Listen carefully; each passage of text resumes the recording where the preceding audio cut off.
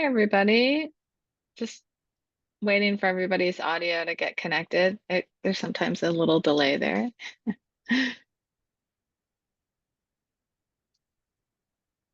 Okay, welcome to day 2 of the webinar series. I know not everybody in the room came yesterday, but this is our second day of presenting curriculum development projects that, oops, I'm gonna admit somebody else.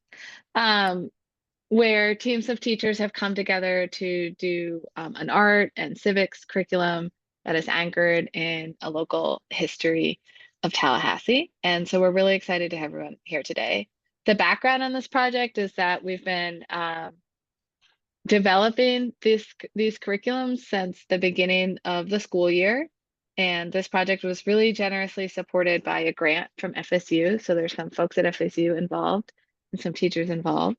And we're just using this webinar to share out about how the curriculum development has evolved. And this is sort of a pre-implementation stage. So next year you'll have to tune in to see how this all went. But the folks from FSU will introduce ourselves now, and then as the teachers present, they'll have an opportunity to introduce themselves. For those of you coming as more of a spectator, if you want to introduce yourselves in the chat, that would be really fun as well, to kind of get a lay of an understanding of everyone who's here. But I'll introduce myself. I'm Rachel Fendler, and I am a faculty member and chair of the Art Education Department at FSU, and one of the researchers on the FSU side of things. Sarah? I'm Sarah Scott Shields. I'm an associate professor at FSU, and I'm another researcher on the project. We have 2 other researchers who had difficult schedules today. A faculty member from social studies, John Meyer, and a doctoral candidate in art education, Minky John, and they're all following asynchronously. Great. Okay, so the order of things today is we have 3 projects, so 2 middle school projects and then a project that kind of combines elementary and high school together. We're going to start with Munford Middle School. So I'm going to pass the mic over to Donald and Sarah. Thank you. All right, I'm going to introduce myself and I'm going to let Sarah start. I am Donald Shepard, art teacher at Munford Middle School. I have been at Munford Middle School for 14 years. I've been teaching art for 29 years. And my dissertation has to do with 2 art teachers and their contribution to their community in which they were born and came back and contributed to in Frenchtown, Tallahassee.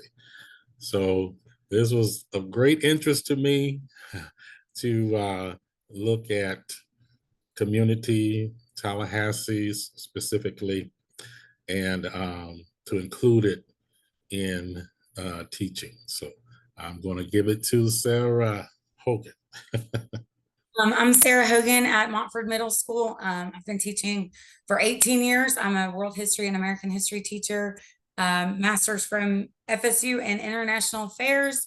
I wish I was an artist. I love the arts, but I can inspire. I just can't really create as well as you all can. But I did want to give a shout out to Janine. She had the award for what was the opening nights at FSU, the advocate for that. That's amazing. So I saw that yesterday. I was like, yeah, she's in our group. That's really cool. Yes.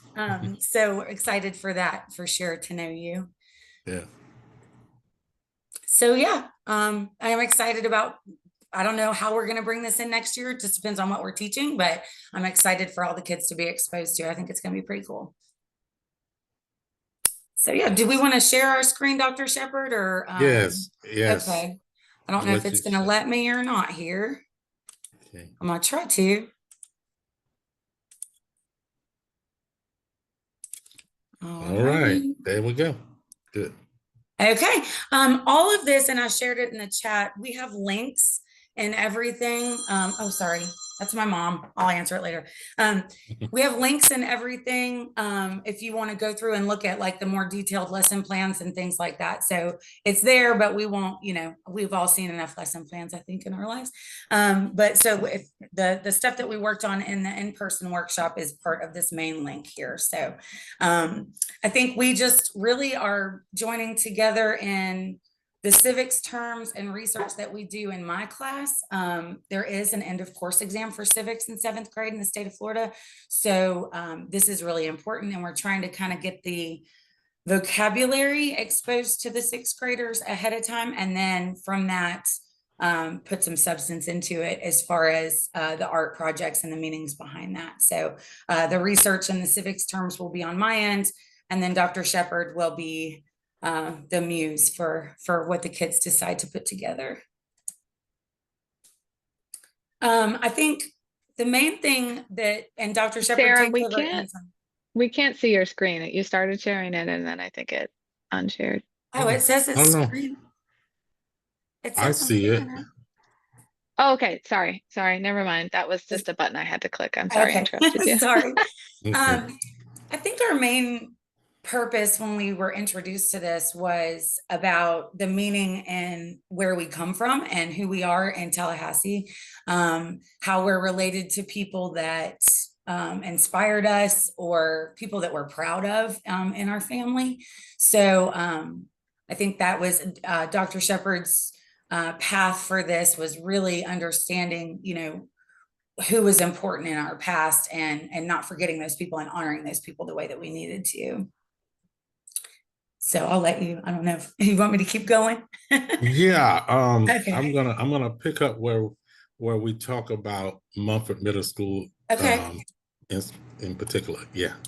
Okay. This is just something that I set up for the kids. There's a game to inspire the vocabulary. They're going to be tested on that in 7th grade and then also in 11th grade. We have this thing called vocabulary. I'm sure a lot of you are familiar with it, but this one is on activism, kind of lead with that. And then there's a lot of different activities for that and our charts that we were putting together. But all of that is there available for you guys if you want to take a closer look at it. There's printables for any of this too. And I think the activism is a good way to kick off this lesson, no matter what school you're at. And all of that, if you need any of those materials, just let me know. But all of it's connected to this part right here. We weren't really sure, this is still kind of new, how we want to inspire the kids to just to care about this project and to really put themselves into it. I think now with like the chat GPT and all this stuff, the kids don't really have to think for themselves anymore. So this is something that really, I think, hits home with everyone, no matter what their background is. Obviously, music is something that is very important to the kids at this age. So we're just kind of trying to bring our community back together. I think COVID changed a lot of things with which you'd think it would have brought more loyalty to your community, but I think it's kind of broken people apart. So this, we're hoping, will kind of bring everybody to, having that same experience based on where we're living now, but also honoring the people from our past. So this was the first yearbook for Montford Middle School, where we dedicated this to William J. Montford III. You can see there at the bottom, I know it's not very clear, but that's what our school looked like in 2008 before we got started. This is just kind of a last, I just added this in here. You can't really see the details of it, but Dr. Shepard put together more about that. So I'll hand it over to you. Yeah. Okay, thank you so much. And as Sarah said, we wanted to kind of look into maybe personalities in our area and what is possible as far as preserving those things that we want to keep, those values that are important. And of course, we want to have the project open-ended enough so that students can inquire and they can kind of follow their own path and dig in with some bit of autonomy.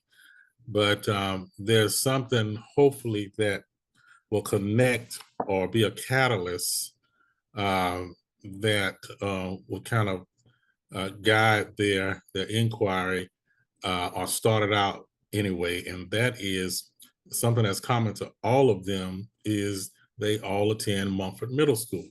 So the school is named after someone, and that someone is a real person. Why is that person preserved? Why is that name prevalent among us? Well, all Mumford Middle School students, and so just looking at who William J. Mumford is. So he's a former teacher, taught at many different schools, administrator as well. Matter of fact, when I interned 30-something years ago, he was the principal at Lincoln High School, served as a superintendent of schools, served in Leon County as a Leon County Commissioner for a short time, and served as a Florida Senator as well. And when the school was built, it was decided to honor his services. Their given person, I believe that the school grades were just coming out when he was superintendent, and he guided the district in school grades. Our county was among the highest as far as the ratings of school grades concerned. Gave a lot, very concerned for others, and so it was decided to honor him with the naming of a school. So I will next slide. So just to give you a little idea of the makeup of our school, 70% white, 15% Black, Hispanic, 7%, other races 5, 3, Native American less than 1, and Hawaiian or Pacific Islander less than 1. So just kind of give you an idea of the makeup, and we'll go forward. Okay, it's located, Pimlico Drive is out Centerville Road. Centerville Road is north, east Tallahassee, and it's a canopy road. Tallahassee is notorious for its canopy roads. They love the trees. I don't know, after these tornadoes, I think they might kind of reconsider. But the canopy roads is one of, I believe, like 8 or so canopy roads.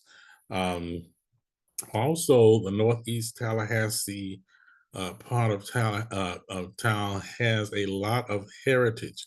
Now, this heritage is not really, I guess, talked about and published as much as maybe some of the Frenchtown materials and research.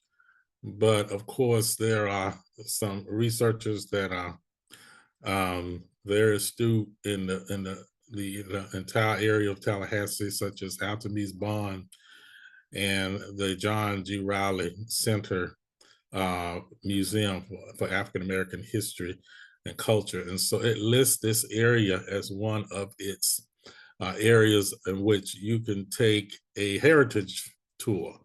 And there were in this area plantations, a lot of rich history.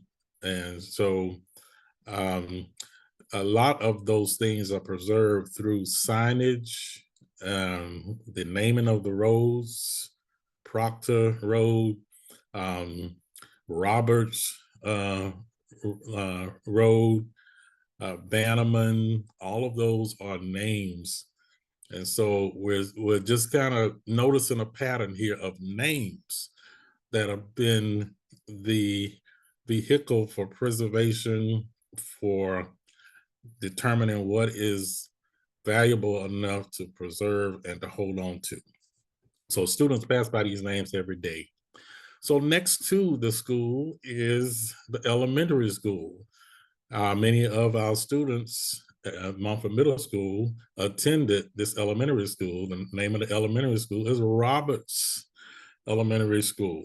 So Roberts Elementary School is actually named after a family, and this is from their website. They have just a little blurb here about the history of Roberts School. So Thomas Jefferson in late 1800s, Thomas Jefferson Roberts donated a 1-acre plot and building material to the Leon County Board of Public Instruction for a school for the Black children in the area. So these were students who had just come out of slavery, and so education was not afforded to African American children prior to, but his heart was sympathetic towards, and he felt it was important that African American children were educated. So he donated his resources, and so when the school was built, it was decided by school board and others, the powers that be, that they will honor this family by naming the school after the family, Roberts School. There's also a Roberts Road that's nearby. You can go to the next one. Okay, there's also Roberts Road that is nearby. Okay, so that's kind of the background. I'm gonna let Sarah kind of pick up here with vocabulary. This is just coming from the civics teachers in the state of Florida. This is what they want the kids to have the background for. So just including that for whatever teachers might need that resource. So what we decided to do was start with the kids doing their own family tree assignments. Dr. Shepard, I was working on this with my 8th graders towards the end of the year. Of course, there were a lot of interruptions, but we were talking about creating a building, some government building for the city of Tallahassee for them in a 3D design, something to name after someone that maybe they were related to from this area, or someone who was part of the civil rights movement, someone who was even an activist, well before that. And my 8th graders have found a lot of really cool stuff.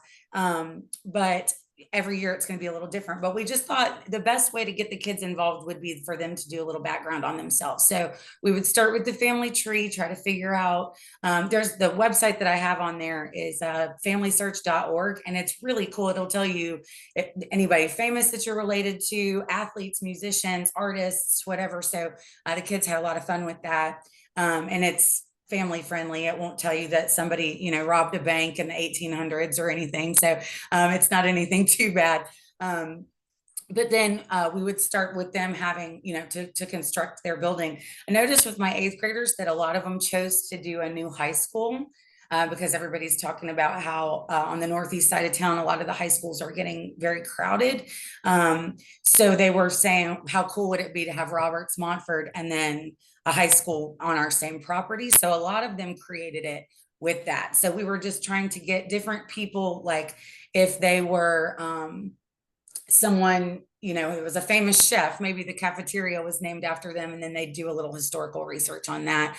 But then, so in my class, they would do the research and maybe the blueprints. And then in Dr. Shepard's class, they would create, whether they decide to do a painting or collage or whatever, or create a 3D actual building for that area, what they would want to do. They might want a museum, they might want a high school, but it did seem like the kids were more excited about making their own school. I think they liked that a lot, especially in the 8th grade. So this is just the overview of our structure. We would look for the historical landmarks in Tallahassee. We were hoping to do the field trip, Sarah, with your group with the cemeteries. That was definitely something where we could kind of introduce, like, you might be related to these people. Who were they? Do you see the same name over and over again? Who are these people? And then going into that, what they might want to create for it. And then this is one of Dr. Shepard's projects that he does as well. So I'll let you take over on this one. Okay, so this is a project that I've embraced. Okay, I probably should have given the credit to school arts. Um, and it allows students to map their own neighborhood. And so they can approach it in several ways. If they want to go from one place to the next, maybe, for example, like from their house to the school, or from the store to their church, and that kind of thing. And they can highlight, they're free to highlight landmarks, or doesn't have to be exactly to scale, but according to what they think is important, what they want to, what they like to emphasize.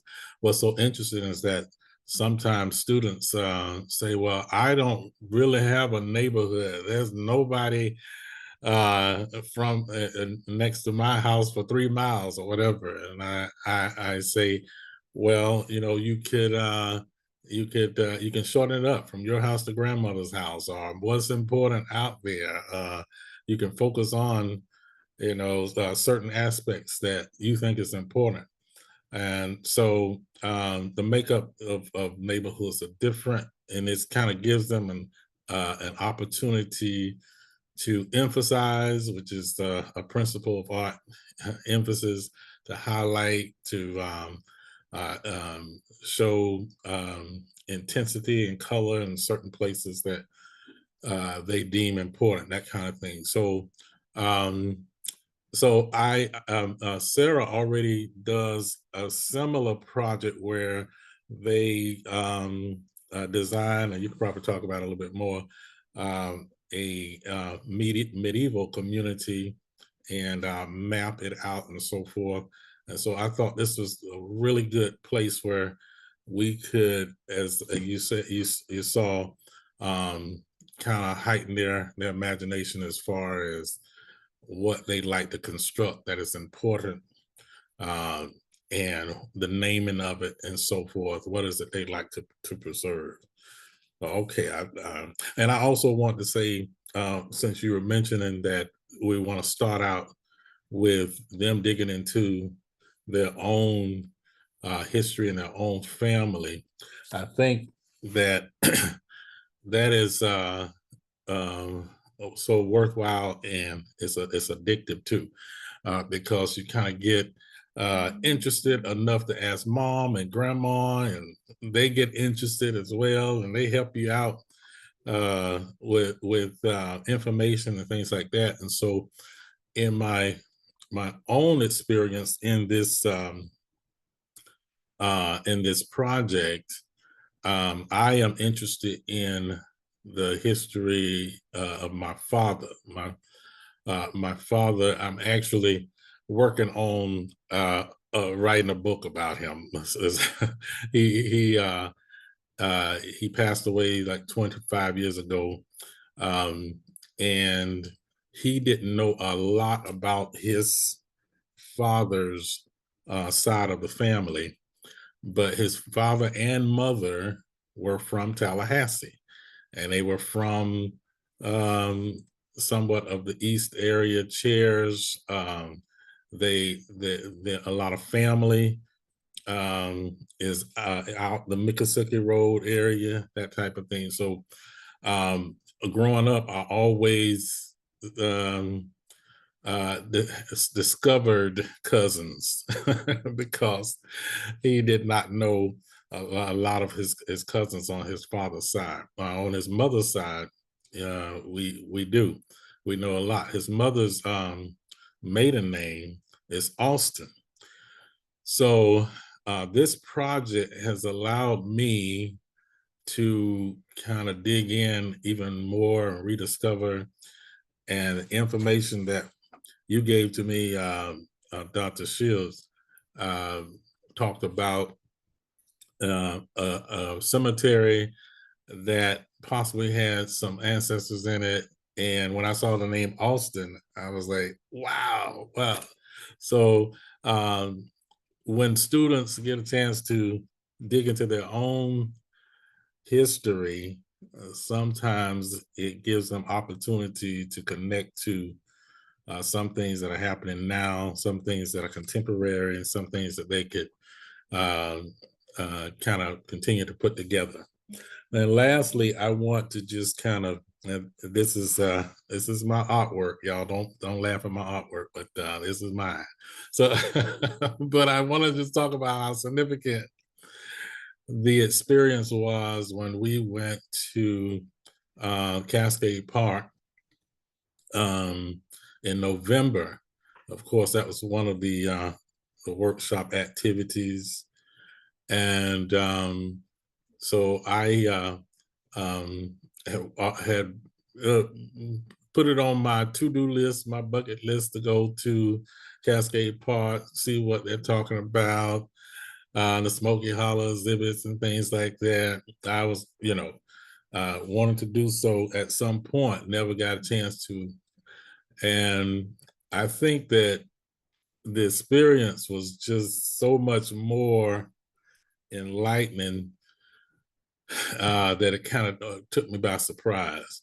I feel like I kind of know a little something about Tallahassee and Frenchtown area and so forth, but what I found at Cascade Park was a little bit more than conceptual. It was an experience. It's an experience, and I thought it was well put together as far as the contribution to history and those who served, the struggles and things like that. And as we walked through, saw the panels, and the marker of the tree in which there were possibly African Americans who were lynched there. I think it was so deeply emotional for me that it was almost life-changing.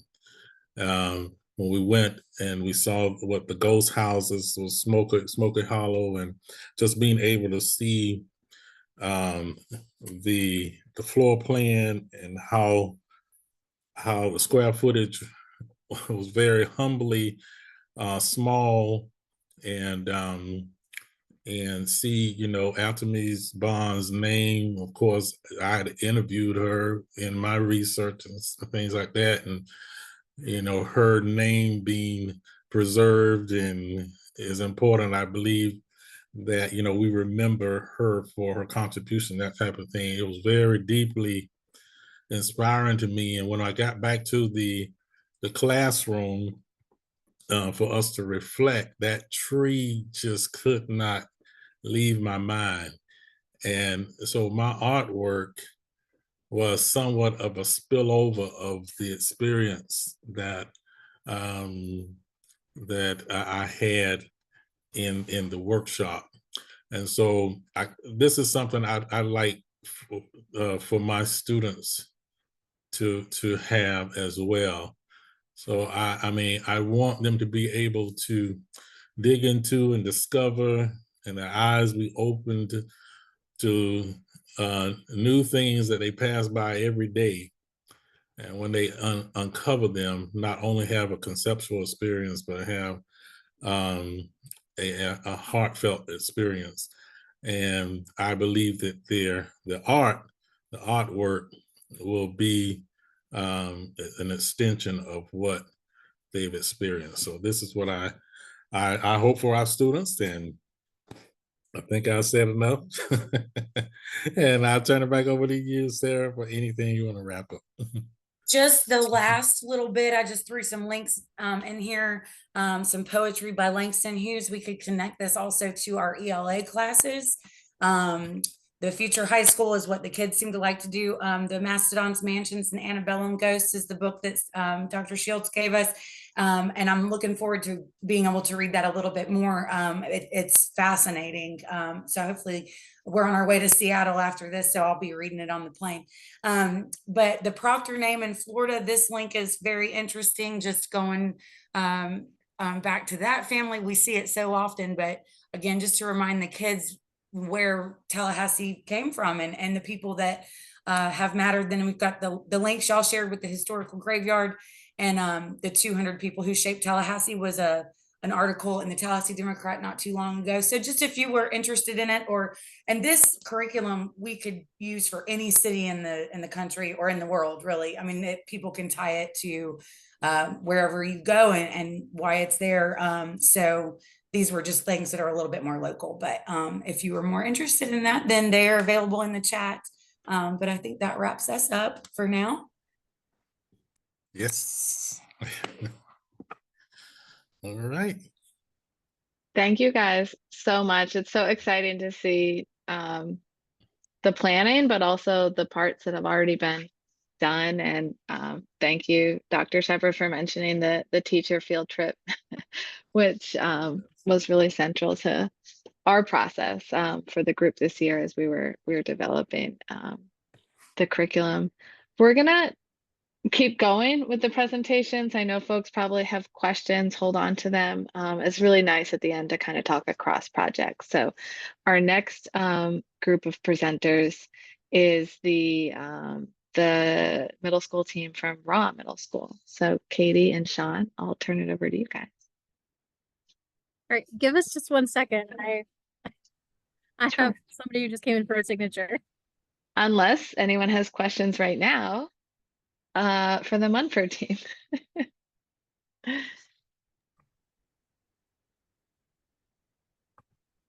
All right.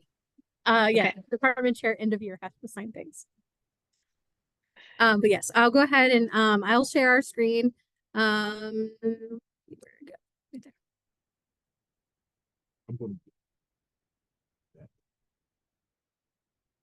All right. Would you like to start? All right, good afternoon, everyone. I hopefully you can hear me. Katie and I are in the same classroom. However, we're due to technical issues, we're going to try to do this using her audio. All right. I teach at Raw Middle School. I'm the chairperson of the Social Studies Department. I teach U.S. history, and I've been here at Raw for the past, I think, probably past 6 or 7 years. Background in teaching has been in math, reading, and business, but now I'm in social studies. Actually, Katie's the one who got me on to this program here. It's actually been exciting. Learned a lot about the arts, but mostly my background has been in law and in pretty much law. So that's me in a nutshell. I'll give it over to Katie so she can introduce herself. All right, I'm Katie Howard-Smith. I have been at Raw for the last 11 years. I've taught the gamut of different things art related here. I've done beginning classes. I've done some of our magnet classes, different types of advanced studio classes, high school credit classes, even taught yearbook and digital art at one point. So anything in the realm of art, I have probably had some form of experience with it. All right, you ready to get started? All right, ready to get started. All right, so we are starting out with we had a lot of different ideas to begin with, and so a common thread was just kind of a starting place for us with how we wanted to kind of proceed. So with the common thread, thinking of that with the project that we eventually came to as our kind of big final project idea, we were trying to think of how we were putting art and civics together. And so since there is going to be a sewing base, we were stitching art and civics together. So we were trying to figure out, if we're promoting civic engagement through the exploration in art, so we're going to be looking at local histories. We are going to be looking at some traditional art practices and giving this an interactive approach to how we're researching Tallahassee history, but using practical, cultural, and personal functions of art making for our students so that everything is going to make sense for them. Because one of the main issues that we'll always run into is we have students, they're in these same corridors of town all the time. and they're not really paying attention to what's around them, or they don't understand the significance of the things that are around them. And one of the biggest things that I think I would oftentimes try to come up with clever sayings. A lot of times I tell my students we may be cut from the same fabric, but we're stitched up different, meaning that we appreciate one another's uniquenesses. And even in this program, whereas I think Katie and I we shared some we shared common students who some of our students who were like athletes, but were almost ashamed to own their artistic background because it would be seen as something less than. But in our project or in our approach, we're looking to try to bridge the gap that you shouldn't be, or there's no need to be.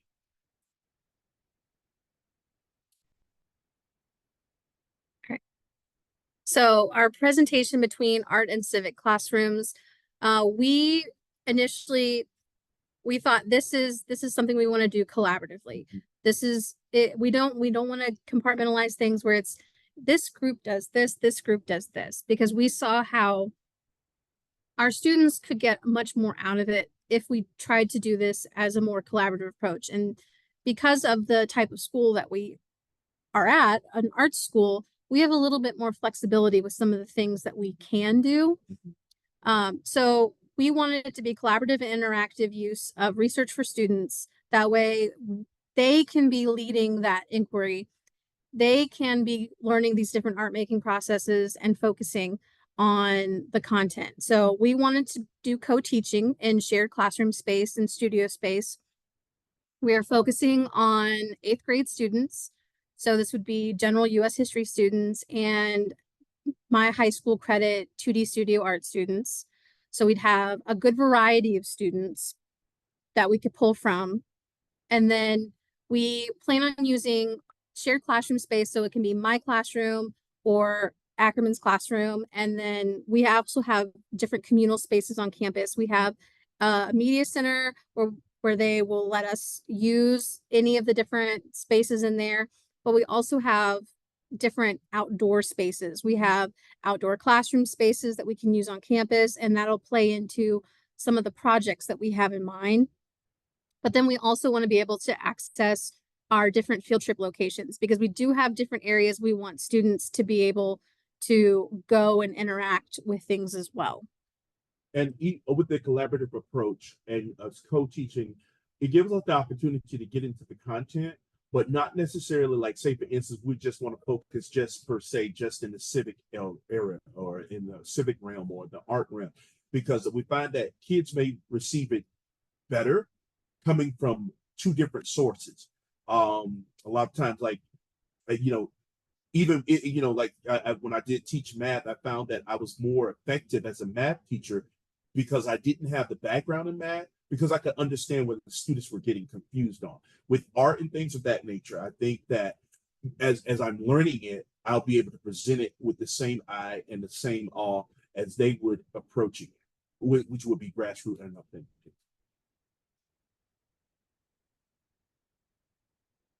Do you want to take our unit scope and Okay, content? so we're looking at with our unit and our scope and content and sequence over the time frame we're looking at.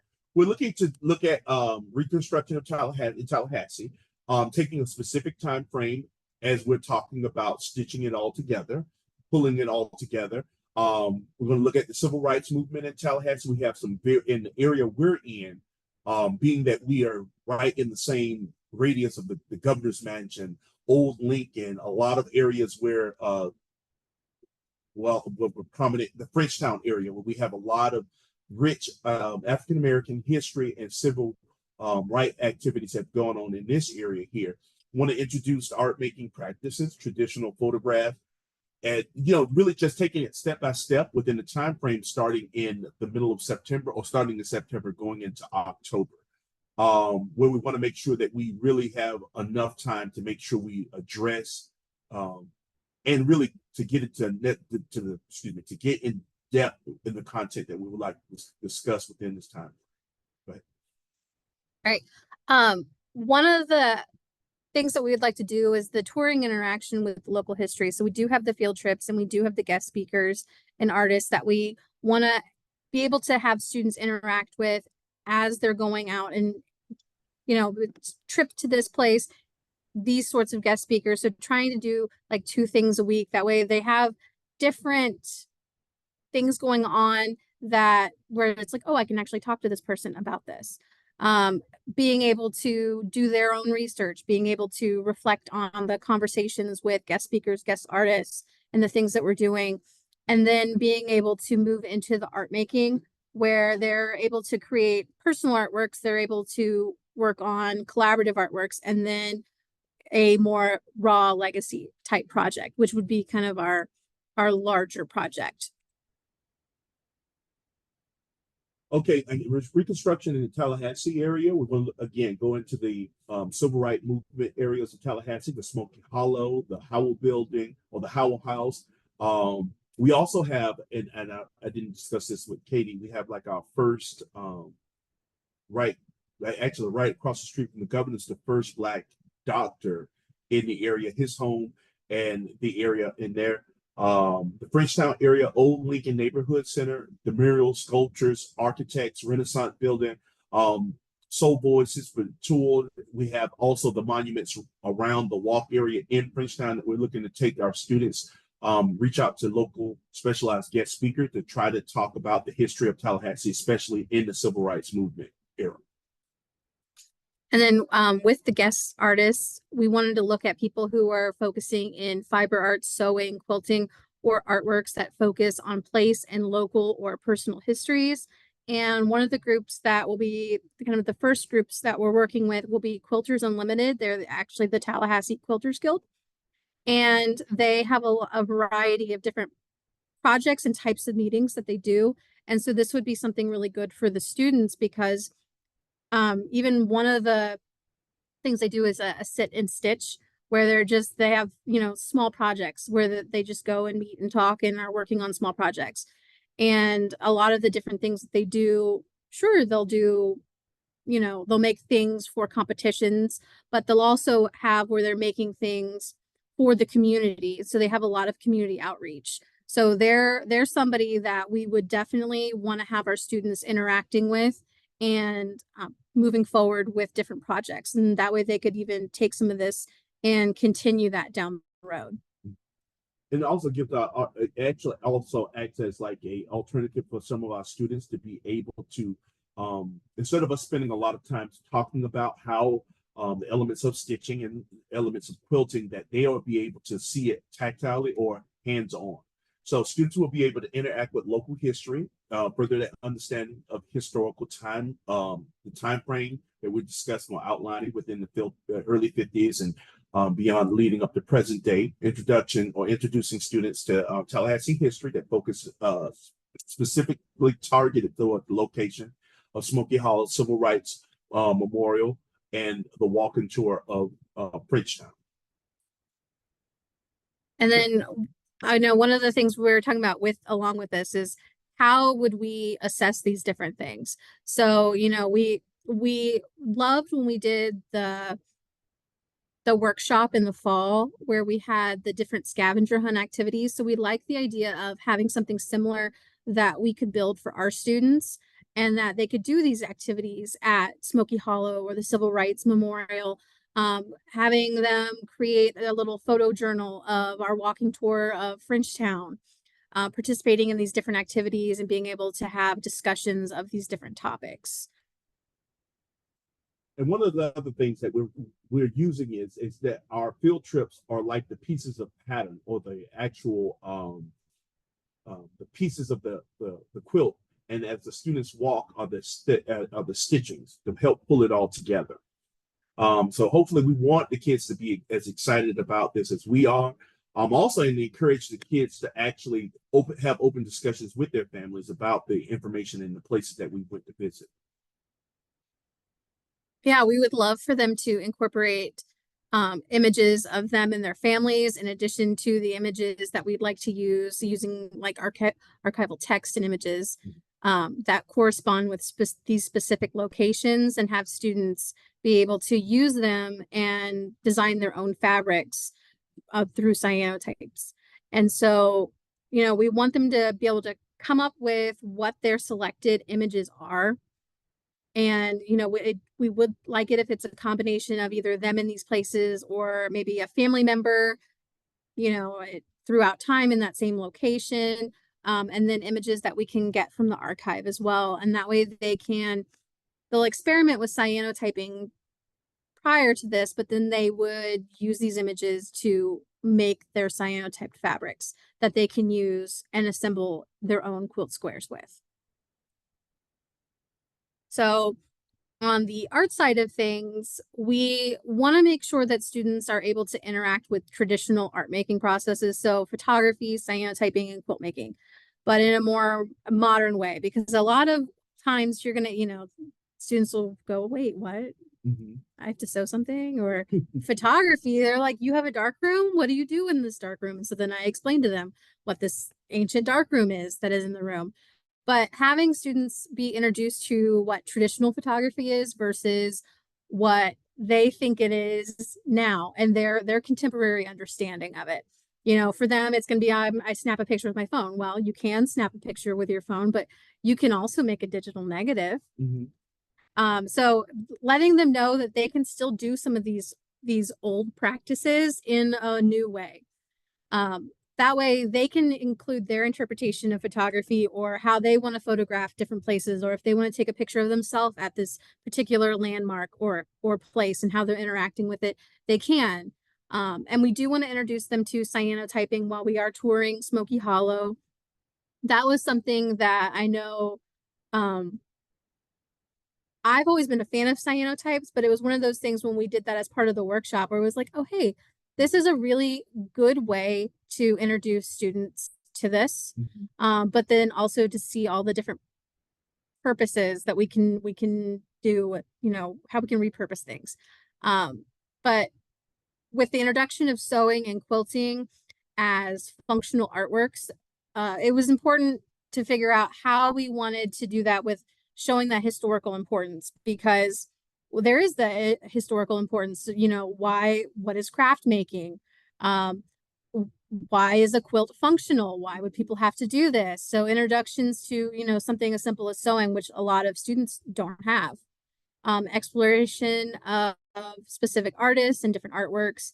But we really wanted to make sure for this that they are able to produce different photographic images, that they are able to create their own cyanotypes, and then understand beginning sewing and beginning quilting so that they can participate and do some of this themselves. And then they can kind of, as they're experimenting with it and they get to see these different artists and they get to interact with these different guest speakers, they can kind of start forming how they want to do this or their portion themselves.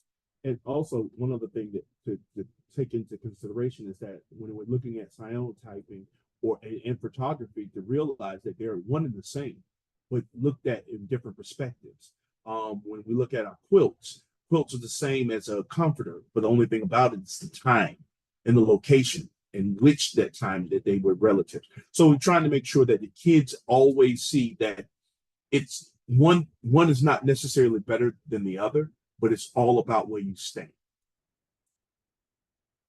So with that, we want to have students be able to use these different art media and interact with that local historical content. So using the cyanotypes to translate these historical texts and images into a photographic form on fabric, using photography to capture these different locations as they're touring and interacting in those areas, understanding what fiber arts are and what craft making is, the interaction with fabric creation, beginning sewing, the design and creation of an actual quilt square, and being able to actually put it all together.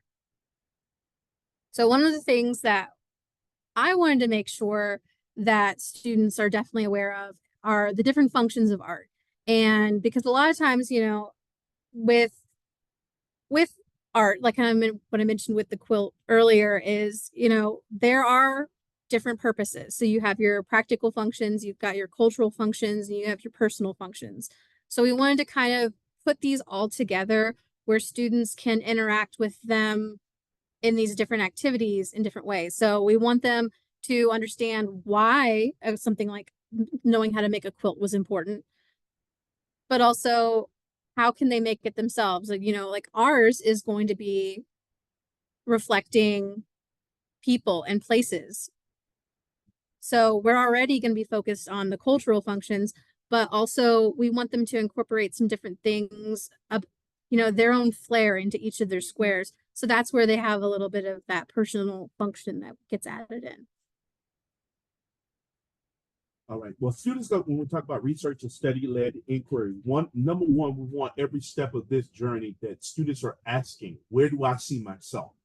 And the one thing about it is that we never want them to judge, say, for instance, when you look back in the past, try to use your same mindset, because you can't, because you won't really capture the essence of what was really going on. So we were looking at to make sure that students focus on the local sites and historical significance of these places. For me, as very much so like Dr. Shepard was stating, a lot of my family had a lot of impact or a lot of involvement of things that were going on here in Tallahassee. Being a part of, one of my uncles, he was like one of the first Black dentists in the Frenchtown area. So we want to make sure that these kids realize that when we're out there, they're asking the questions of the who, what, when, where, why, and how. Want to make sure that the students are interacting with it, drawing to their, trying to draw or come to the conclusion. We want them, yes, we all are different pieces of fabric, but we want to see how it all fits together. All right, so with student engagement, how we want to see our students engaged. We want them to be able to realize that art making and civic education is going to give them more interest in general, because they are going to, especially for those who are learners at different levels, like we would have in our classes, they're going to ways that they can interact with this content. Different ways they can make their reflections, different ways they can creatively respond.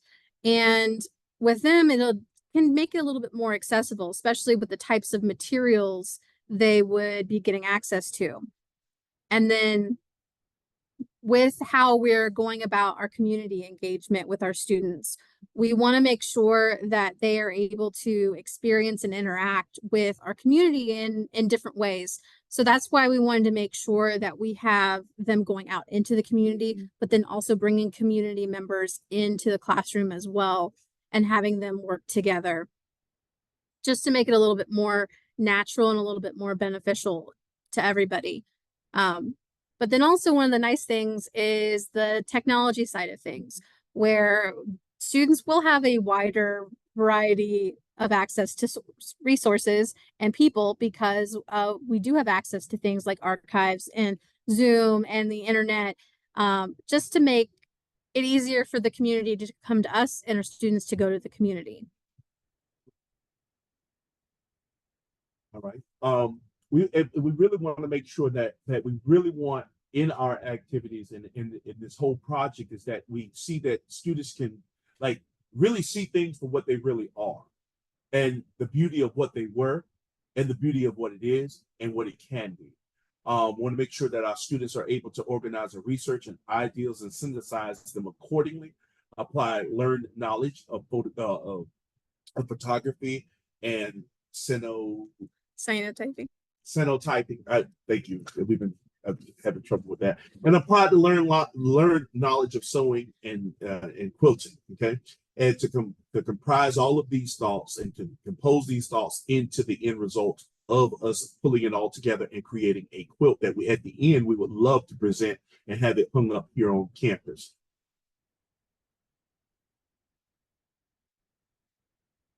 Right, and that was our idea, our raw legacy quilt.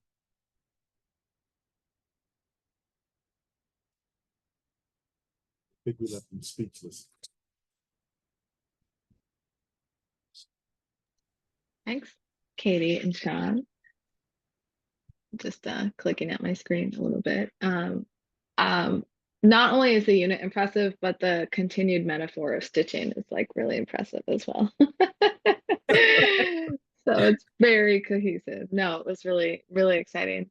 to hear from you guys. We're gonna let our FSUS team take the mic, and then we'll have that time at the end to kind of chat across programs. So Egda and Marlon, you guys are up. Hi, everyone. Make sure you introduce yourselves, because we're just don't forget that part. My name is Egda Claudio. I am a teacher at Florida High. I teach elementary currently. I have taught middle school and high school before. And I've been at Florida High. This is my 4th year, but it's my 10th year teaching. Hello, everyone. I am Marlon Williams Clark. I also teach at Florida High, also known as Florida State University Schools. I am a social studies teacher there. I've been there for the past decade, and I'm going into my 13th, 14th year of teaching. I've taught African American history for the past couple of years. I was also one of the first teachers and one of 4 teachers in Florida to first teach the AP African American Studies course before it was done away with. Taught US history, world history, civics, and all of those things. All right. I'm going to share my screen so we can start our presentation.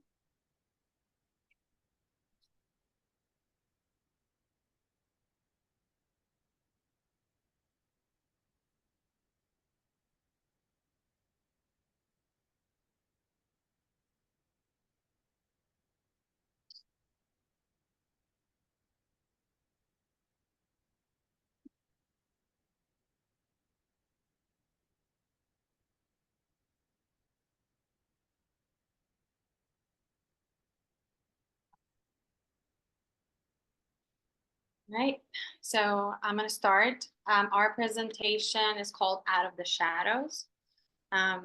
We decided to use that name because we are blending the history of Tallahassee with the art form of shadow puppet theater, and something clicked about bringing these unknown stories out of the shadows with the topic in the form of shadow puppet theater.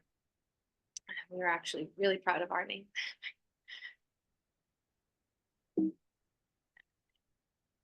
Okay, the scope of our unit. And you can see a picture. Some of the pictures you're going to see are part of the pilot study I did with my art club. The scope of our unit is a high school class and a 5th grade class, so high school and elementary, that will partner to implement a curriculum that uses shadow puppet theater to tell a simplified story of the Tallahassee civil rights movement. We have different schedules, high school and elementary. In our school in particular, I only see my students once a week, and high school teachers see them every day. So there is a discrepancy there on schedules that we will figure out when the time comes. But what we have thought is that some material can be covered during that time in high school, and high school students can bring a lot of the information already broken down to the elementary students. And then we can divide them into small groups that are blended with high school and elementary, and they can choose their stories and then can work from there. So our meetings would be once a week, because the high school students would meet with the day I see that particular group that I'm doing the project with. All right, so with the overview of the unit, this curriculum is focused on local events in Tallahassee around the Tallahassee Civil Rights Movement. And so we are looking at Tallahassee history as it concerns the Civil Rights Movement, and how Black citizens and allies use their civic engagement in order to push for civil rights or to secure their civil rights. And so the students, this curriculum, the students would be focusing on doing the research of that time period and getting to know about significant figures within the Tallahassee Civil Rights Movement, significant events that happened as well that led to some civil rights being attained for African Americans here in Tallahassee in scope of the larger civil rights unit. A lot of times we talk about it at a national level, but not necessarily locally and what that meant for our local community. The students will also learn about shadow puppeting or shadow puppet theater and different artists and techniques. As well as researching and designing and performing a puppet show to tell the story of the Tallahassee Civil Rights Movement by taking a particular um, uh, incident or event within that time period, and they retell the story in their own way through the shadow puppet show based on their research. The students will also interpret historical events into a mini shadow puppet show or theater that they will present in front of other students, as well as we've talked about, doing a performance in which parents can come see as well. For just to give you a glimpse of what our unit looks like, I'm just gonna breeze through the weekly topics. We are projecting that week 1, we're gonna give some historical context. Week 2, we would do a field trip. We love the idea of the field trip because it just gives you a whole different perspective, like it gave us.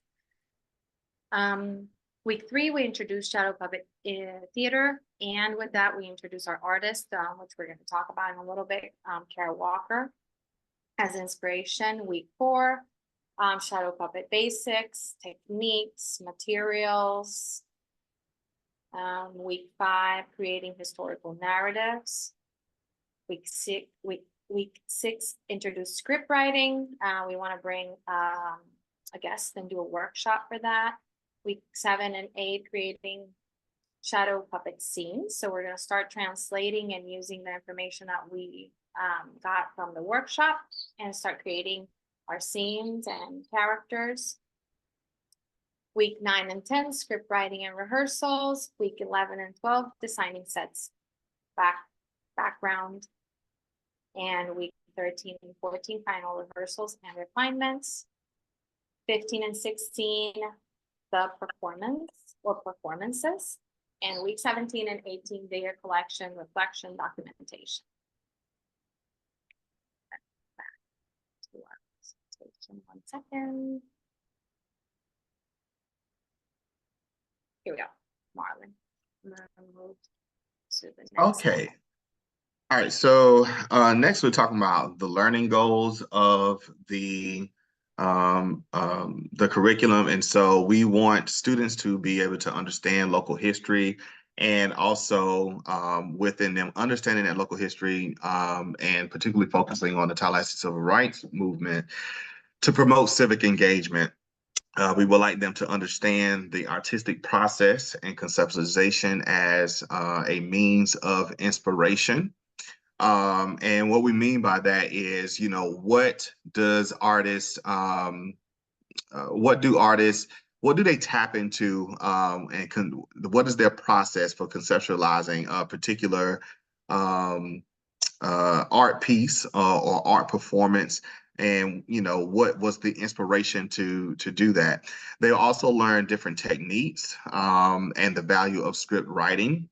They will also learn about the shadow puppet theater technique specifically and how to apply that.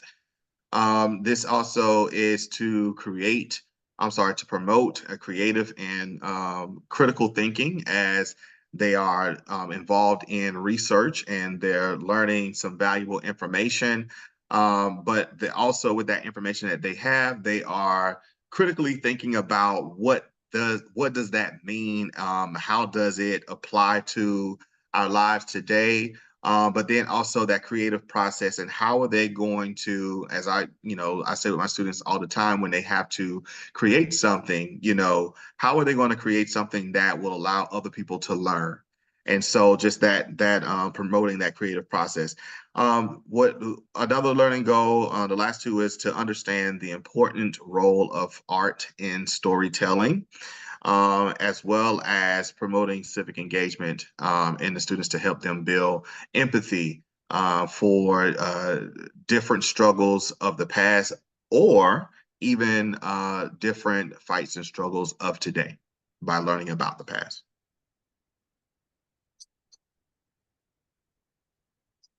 We narrowed our essential questions to how have key events and figures in Tallahassee's civil rights history shaped this community and legacy? What are the fundamental elements and cultural significance of shadow puppet theater? And in what ways can shadow puppet theater be used to creatively explore and interpret the Tallahassee civil rights movement? We will be using artist Kara Walker as inspiration. Kara Walker is the perfect artist to introduce this topic because, as you can see, she works with the silhouette. She works with silhouettes, black and white. She also does some shadow puppet theater, but she also does installation and painting, and she just works with this form of silhouetting in many, many ways. Plus, she also addresses similar topics in her artwork, which are, the relationships of power and race and gender. So she definitely is the perfect artist to introduce this topic and to, see how both of these things can be blended. So we are very happy that we found her. The only thing I would say about her is that some of the art, we do have to filter some of the artwork for elementary, because some of the images can be a little harsh, and I don't know the word, maybe raw. So we do have to, find a way to, filter some of her work to show elementary, not so much high school.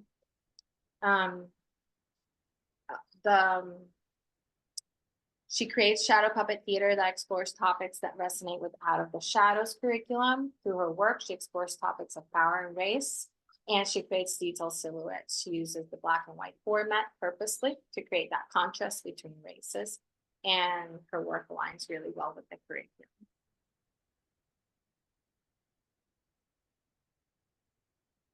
All right, so how does the unit connect to the world? So understanding events that have happened in their immediate environment and surroundings, and it creates a sense of belonging, and it creates a sense of value.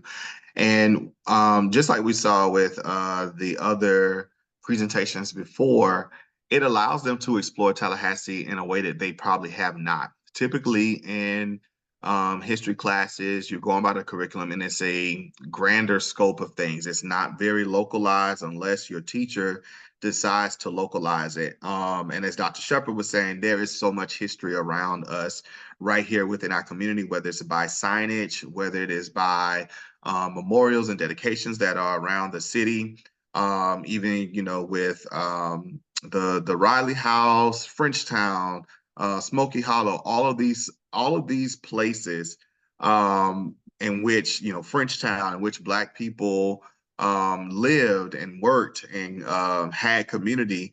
They all have remnants of those stories of the time of the past. Of the Tallahassee Civil Rights Movement. And it's not just the Black communities of Tallahassee, but also our local city government, and with us being the capital of the state, as well as there are some state government documents and events that deal with that time period as well. And so we want the students to be able to engulf themselves in those untold stories and bring them out of the shadows with the puppet theater. And not only would they be discovering and infusing themselves in this, but when they put together the puppet theater, they are now going from student and researcher to a teacher, because now they are performing it in a way to teach others about that time period based on what they've learned, and also at the same time promoting promoting civic engagement. So by teaching about the history, we will help them to form a new generation that is civically engaged and will ensure people's rights are not compromised in the future. So when it comes to the students doing research and having a student-led inquiry, we want to first expose them to the historical facts. And so that, includes going on a field trip, reading text, looking at old newspaper articles that, and I think there are even some recent newspaper articles, whether it's from WFSU, the Tallahassee Democrat, that really do dive into this particular time period. And I'd say this time period because there were so many different aspects of the Tallahassee civil rights movement. So the high school students will share the information that they have, that they've researched, and break it down to a level where the elementary students or their elementary partner can understand. They will also work together in small groups to discuss what the event of their choosing of that time period, and translate that into a script. The students will also present their version of the events through the shadow puppet theater, and their interpretation of that historical event. Now, when it comes to civic engagement, they are learning about civic engagement by researching what Tallahassee residents and activists did to exercise their First Amendment right, and to demand and to ensure equal rights in our society, to obtain those civil rights.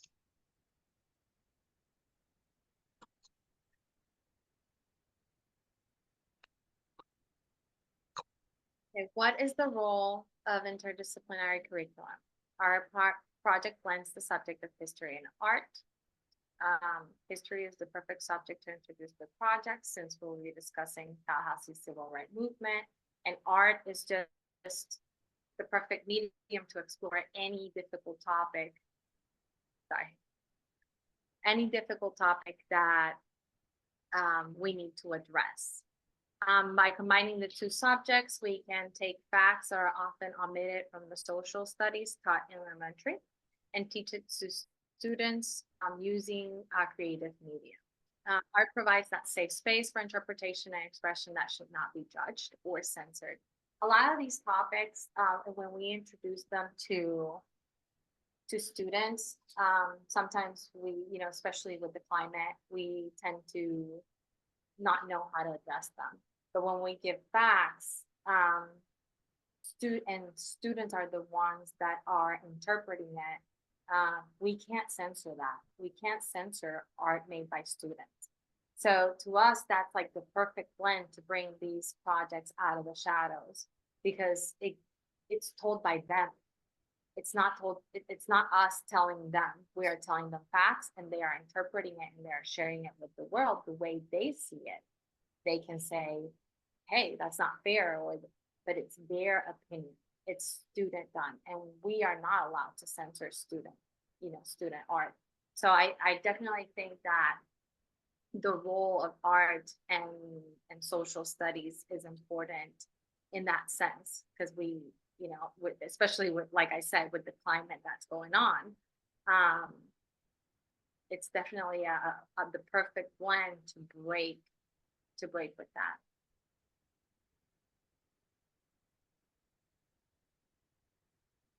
So for our data gathering, Marlon, do you want to read this one? Okay, so while they're collecting their data, and the examples, I guess, to show how they are doing with the information, it would be the notes that they would take during their research. In addition to those notes, they will be quizzed on their knowledge. This is something that hasn't been fully worked out yet about how they would be quizzed, whether it would be a student-led quiz or a teacher-led quiz, being that they get to look at different aspects of the Tallahassee civil rights movement. However, during that process with the high school students, they will be given an overview in which they would take notes on before they get with the elementary students to give that information to them.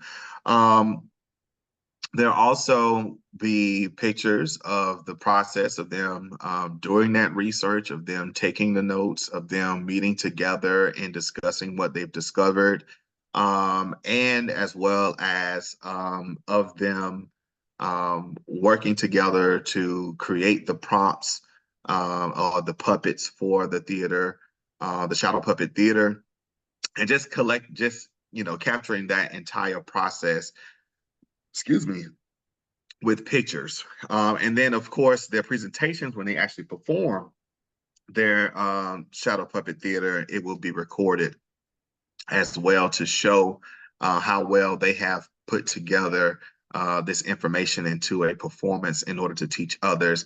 What also is not on here is part of that data collection is the script that they will create as well, based on the notes that they've taken, and which direction they've decided to go into.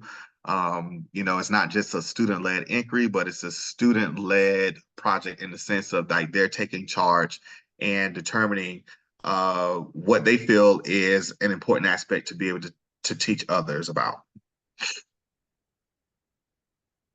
So we want to finish by showing some examples of the pilot project I did with my art club. Unfortunately, I had to skip a lot of our meetings because like right now I'm in Puerto Rico. I don't know if you can see me sweating, but I've had a lot of family issues and traveled a lot during the past month. So I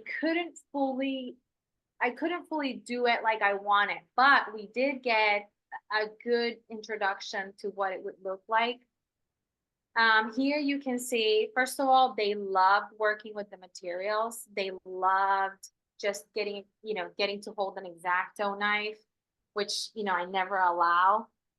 They loved doing that. They loved working with the film. You can see a green film there. I bought all colors. And the black cardstock. It was definitely hard for them in the beginning to get a grasp of it, but we had to build upon it, show examples, talk about it. We did testing first with white paper, and then we actually used the real materials. But once they understood it and they practiced, they really took off, and they made puppets and puppets and puppets. Like they were just like, their creativity was like, oh, this is how we do it. Like they just kept going. And they were a little shy also in the beginning of talking and no, I don't want to do it. But then when they saw how cool it was and how easy, they also got really involved. And I'm going to show you two little like plays they put together. This is not related to the topic of civil rights at all. I just really wanted to experiment with whatever they wanted to do, whatever topic they wanted, and our club is, supposed to be fun, and we didn't have a lot of time to go deep into like the historical part of it, but it really gave me a sense of how to approach it when the time comes. Let's see if I can. It's nighttime, never mind. Humans now. Humans shall die. Look at the tiny guy. Hello, how are you? Where am I? Tiny guy. Me. A disco ball. Wait, I want to see how happy Pac-Man looks. Happy Pac-Man. I'm gonna cut this better. Probably remake it. So, yeah. There you can see how much fun they were having. Overhead projector. So they love the old school aspect of it as well. There are different ways to do shadow puppet theater. I learned with with that type of projector, and that's the way I'm teaching it because it gives them like a mini space that they can work with. This is one of their plays. What you doing? Nothing. You hungry? Yeah. Ah, no. So that's one. And then there's this. Best man in the world performance. I hope you enjoy. So sit back and relax. Why are you so short? You honestly look hilarious. At least I don't have green eyes. Boys, stop fighting. Mom, why am I so short? Well, everyone in your generation is short, but you're the shortest. I'm gonna eat all the broccoli in the world so I become the tallest person. Hum num num num. Hum num num num. Hum num num num. Hum num num num. Hum num num num. Hum num num num. I am so tall. I think I ate too much. How did you get so tall? This is scary. Well, don't bully me ever again.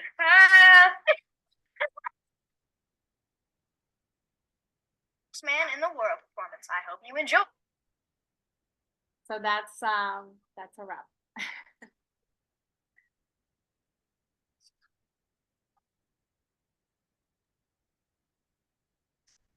I couldn't stop laughing at the hum num num num. It's really funny. I thought it was the way he transferred from small to big. Like all of a sudden he was bigger, and then the legs. It's so creative. Like they found a way to make it work. It's really fun. The one where the Pac-Man thing ate the little fish, they were great. There's more. But those are the ones I showed. All right. I think this brings us to the end of the presentation part. Thanks everybody for hanging in and listening. And it's so exciting, I think, for those of us who have been in the project all year to kind of see these moments of everything sort of coming together. It's been really cool to see. Agda, if you stop sharing your screen, I think we'll be able to see folks. Yeah, cool, a little bit better. So yeah, this is a great time if folks have questions about specific projects or want to kind of ask questions about you know, things that have come up across all projects. It would be great to chat. Hey, Patrick, it's good to see you. Yeah, so let's just open it up, and yeah, you can share your questions in the chat or in the you know, live in the meeting. I'd love to offer congratulations to each of you for promoting collaboration and collaborating yourselves. It's not so easy to do. My name is Patrick. I'm at the University of Florida in art education. And I'm delighted to see, I also might have kind of sketchy Wi-Fi, so I apologize. But I'm delighted to see the analog art materials, just from their accessibility for ease of teaching moments and for ease of use or even replicating in homes to share with family. Clearly, there's a huge oral tradition kind of being explored in all of these, and I have to say I was drawn to the announcement by the shadow puppets that were just kind of demonstrated, but I'm a printmaker, so I'm also kind of really drawn to the textile exploration, the sewing, stitching. I just can see how this taps into conversations of legacy kind of elements. And I can't help but kind of be drawn into that you're all doing this in Tallahassee. And that's unbelievable, number one. And two, this sort of we're in such an interesting time where actually civics is not a bad word and actually really promoted by our political positioned folks. And how really you've immersed your arts and civics exploration, the context locally, the conversations with named buildings to the elements of local civil rights history to post-pandemic, post-George Floyd murder sort of situations, which I'm really intrigued that because of the age group, and the last group talked about Kara Walker and sort of identifying almost kind of like a bar, a rating of when the arc of how do we talk about what grade, and I'm interested from each of you or any of you, at what grade are you able to define, say, lynching? Is that an actual milestone to a grade? I think of my Florida history in fourth grade. I think it's still fourth grade where we do Florida history, at least in Alachua County where I am. I'm curious, did any of you encounter a space where you had to have a needle pointed to, we can't talk about certain things before third grade?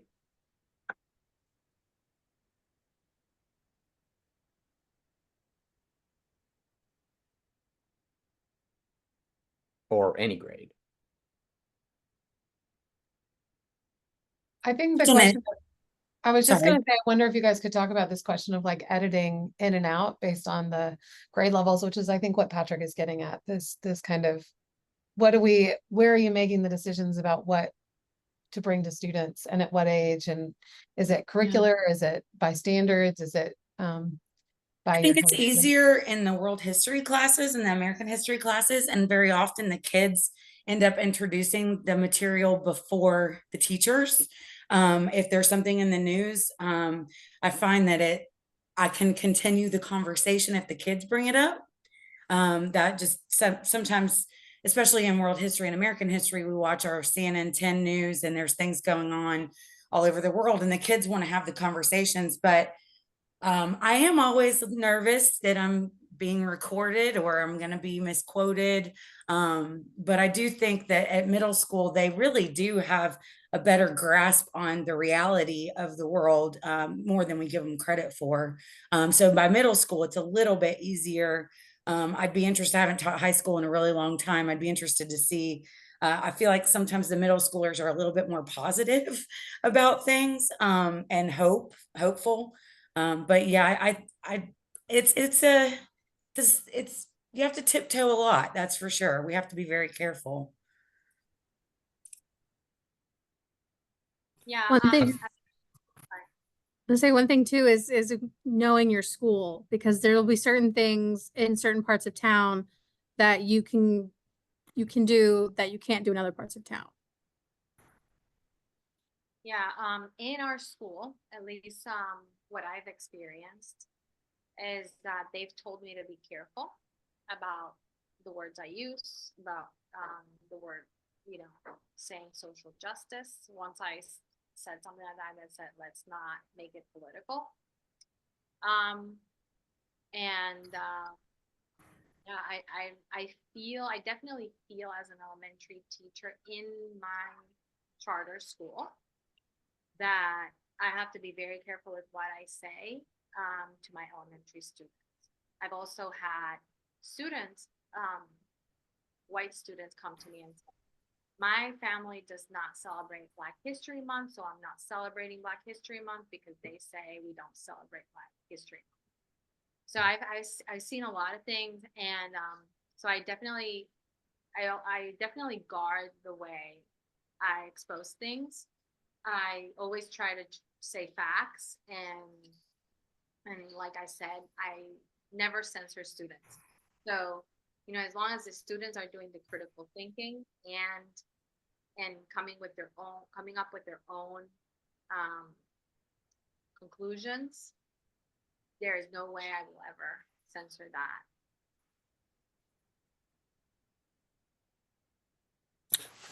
I would like to say ditto to all of what has been said, as far as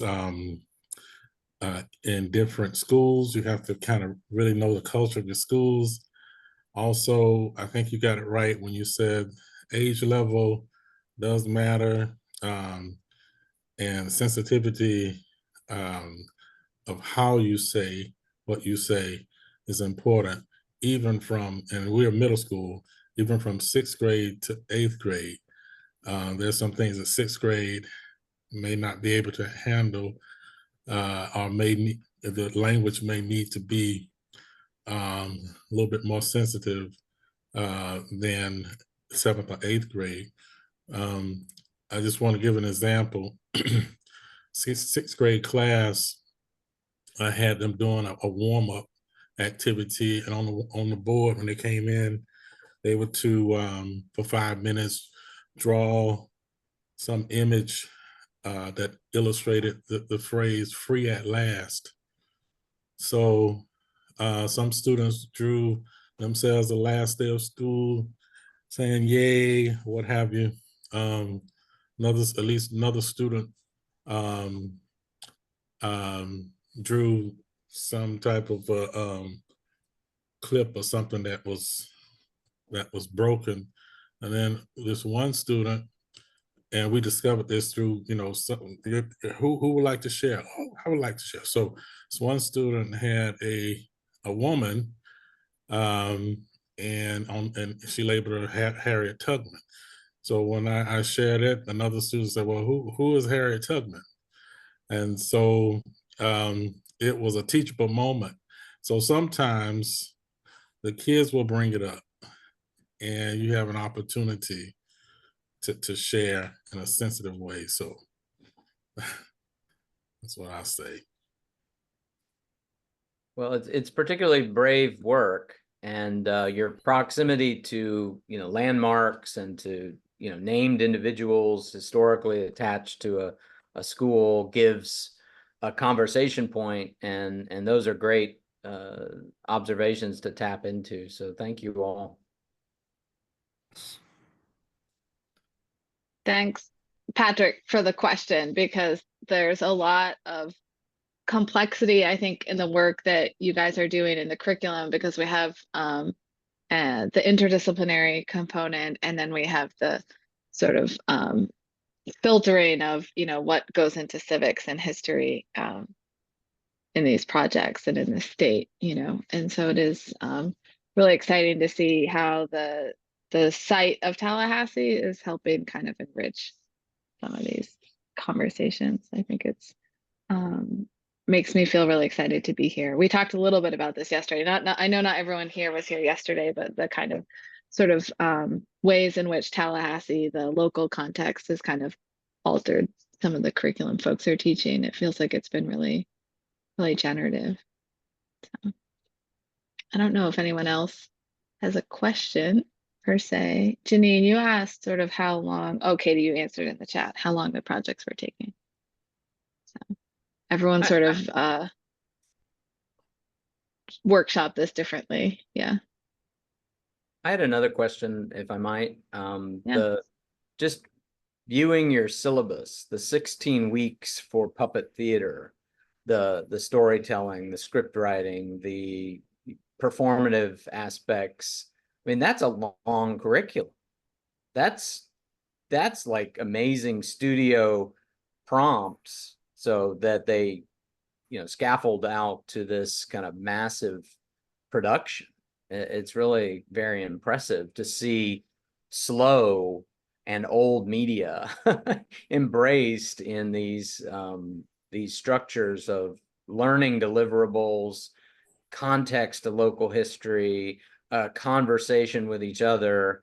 That's a long arc to be dedicated to to all of this creative and historical work. I think it's a masterful way to not just do a unit, but to really be expansive in how it applies cross disciplines.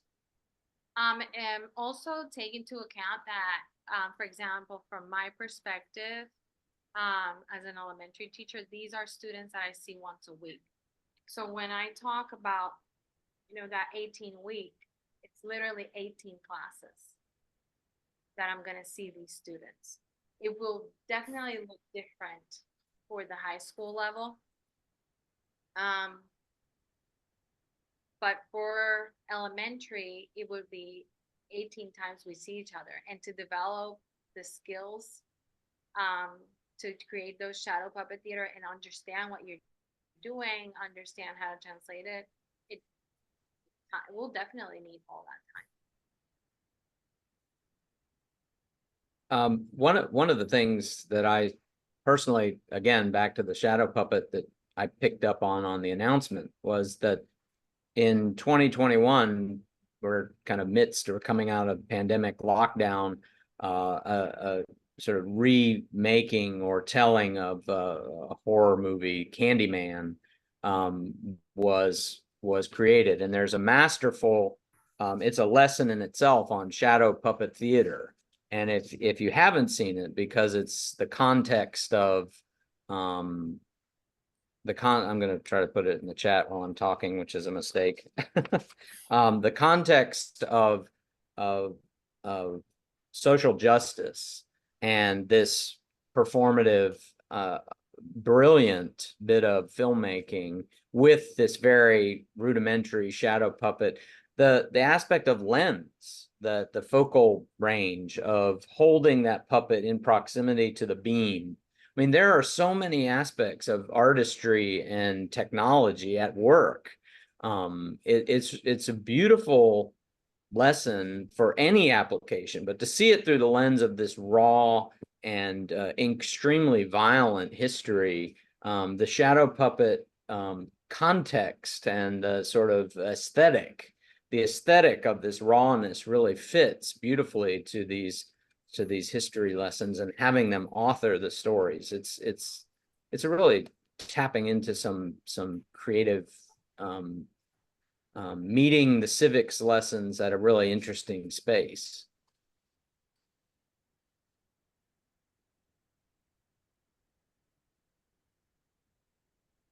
I'm really excited to watch that YouTube video. Thanks, Patrick. Yeah. I love shadow puppets. Yeah, no, we all have been excited about the puppets.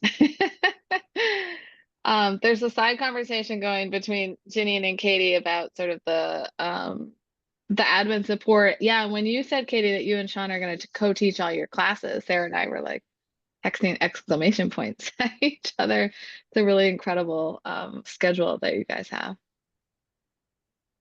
Do you think that your admin is going to support your scheduling to kind of accommodate the project, or do you think that's something that just kind of works out? I think the main thing scheduling wise will just be making sure that they don't schedule a planning period where there should not be a planning period.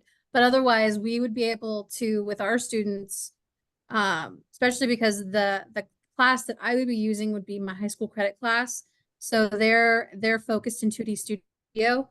So that will align with some of the things that they're doing already for that first semester. And then that way we could use any of Sean's US history classes.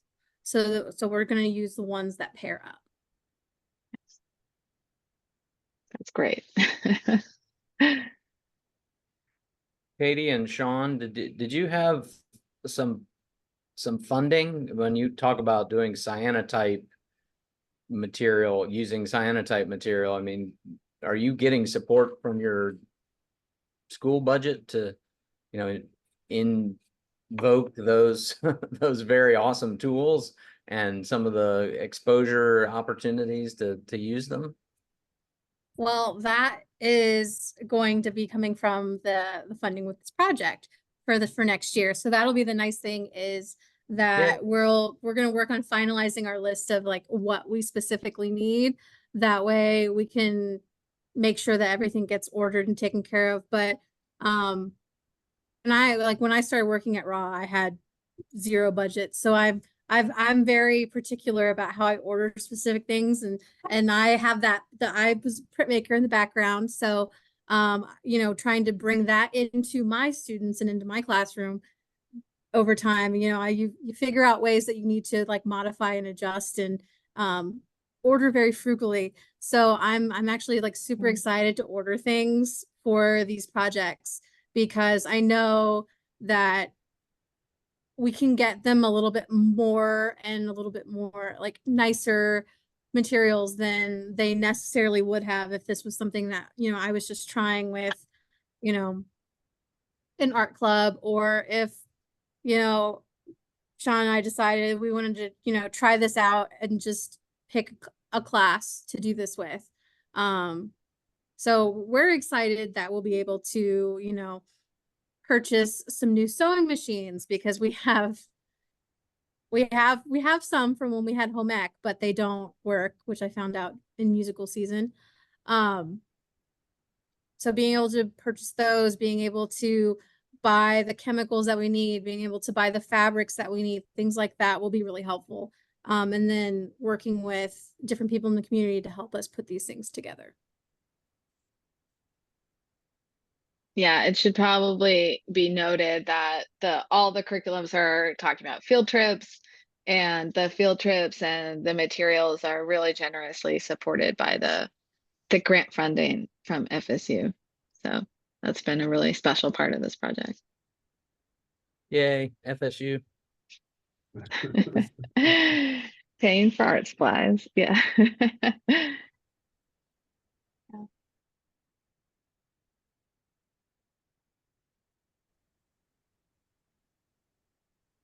All right, all. I'm gonna give us the gift maybe of an extra 15 minutes by wrapping up early. I just want to say to the folks in the room, I know that, you know, I've been part of the process since the beginning of the year, but it has been really exciting to see how all the projects have coalesced in the presentations between yesterday and today. We will be sharing these recordings. Sarah Hogan talked a lot about some links in the presentation she wanted to share with folks. And so, you know, if folks are comfortable making their presentations available, I'll also be sharing those, okay? And so I'll follow up with the people who registered for the webinar to make sure you guys have access to that. And for those of you who are here listening, stay in touch with us because all of these projects are gonna land into students' hands come fall, and we'll have an exhibition in the spring. And so the project is sort of ongoing. And Patrick, if we see you at FAEA, because we usually do, there'll be sort of a landing moment, an update from us there as well. Wonderful. I'll look forward to seeing that. Yeah, it'll be great. All right, everyone. Thanks everyone so much. And to the Sarah, go ahead. Yeah, I was just going to remind you, those of you that are the teachers on the projects, we'll be getting in touch with you about interviews, maybe towards the end of June. We'll probably do it via like a group text thread, so you don't have to stress out about looking at your email. Not that you would be stressing out, but you know. Sarah's projecting. Yes. All right, thanks all. Thanks everyone. Thank you. Congratulations. Thank you. Patrick, good to see you. Likewise.